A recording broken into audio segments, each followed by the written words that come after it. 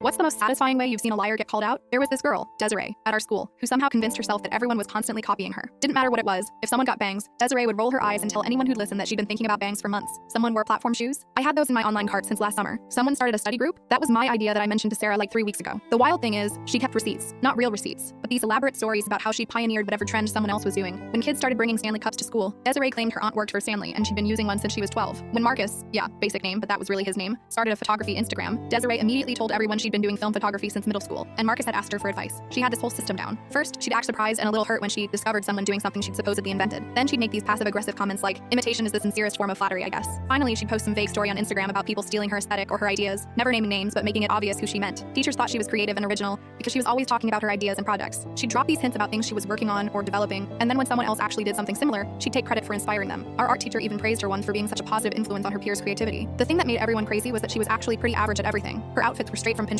Her ideas were basic, but she had this way of rewriting history in her head, where she was always the originator, always the trendsetter, always the one everyone else was watching. For 2.5 years this went on. Kids started actively avoiding telling her about their plans because they knew she'd either claim she thought of it first, or she'd suddenly have been working on the exact same thing for months. Group projects were a nightmare because she'd take credit for every decent idea, even ones she'd argued against initially. The breaking point came during Spirit Week senior year. The student council had been planning themes for each day for weeks, meetings, voting, the whole deal. Desiree wasn't even on student council, but somehow, when they announced Decades Day, she immediately started telling people she'd suggested that exact theme to the council president back in September. When they announced Pajama Day, she claimed she'd written a whole proposal for a comfort-themed day that they'd obviously stolen. But here's where she messed up. For Friday, the council announced something special, Twin Day, where you dress identically with a friend, except they called it Mirror Match Day, and made it this whole thing where you could win prizes for the most creative matching outfits. Desiree immediately went into overdrive. She started telling everyone that Mirror Match Day was her idea that she'd posted about on her private Instagram story months ago. She said she'd even come up with the exact name and the prize concept. She was furious, calling it theft of intellectual property, and saying she was going to complain to the principal. That's when Janine, the student council secretary, pulled out her phone in the middle of the cafeteria. "Hey Desiree," she said, loud enough for everyone to hear. "This is weird, but I have the student council meeting minutes from every meeting this year. Mirror Match Day was actually my little brother's idea. He's in 8th grade at the middle school. They did it last year for their Spirit Week. I have the email he sent me with photos from their Mirror Match Day 2023. She pulled up the email on her phone, dated from the previous year, complete with photos of middle schoolers in matching outfits. "But that's so strange," Janine continued, her voice dripping with fake confusion. "You said you invented this months ago? Were you at Lincoln Middle School's Spirit Week last year? Because that's the only way you could have come up with the exact same name and concept before my brother did." The cafeteria went silent. Desiree's face went through about 5 different expressions before she mumbled something about great minds thinking alike, but Janine wasn't done. She started scrolling through her phone, pulling up more receipts, screenshots of Pinterest boards that looked exactly like Desiree's original outfit ideas, posted years before Desiree claimed to have thought of them. Amazon reviews for those Stanley cups from people who bought them before Desiree's aunt supposedly even worked there. Turned out Janine had been keeping actual receipts for months, waiting for the right moment. Other kids started chiming in with their own evidence. Someone pulled up Desiree's old Instagram posts that contradicted her stories. Another person had screenshots of group chats where Desiree had trashed ideas that she later claimed were hers. Desiree just stood there, getting smaller and smaller. For someone who always had an elaborate backstory ready, she had absolutely nothing to say. She ended up transferring to online school for the last semester,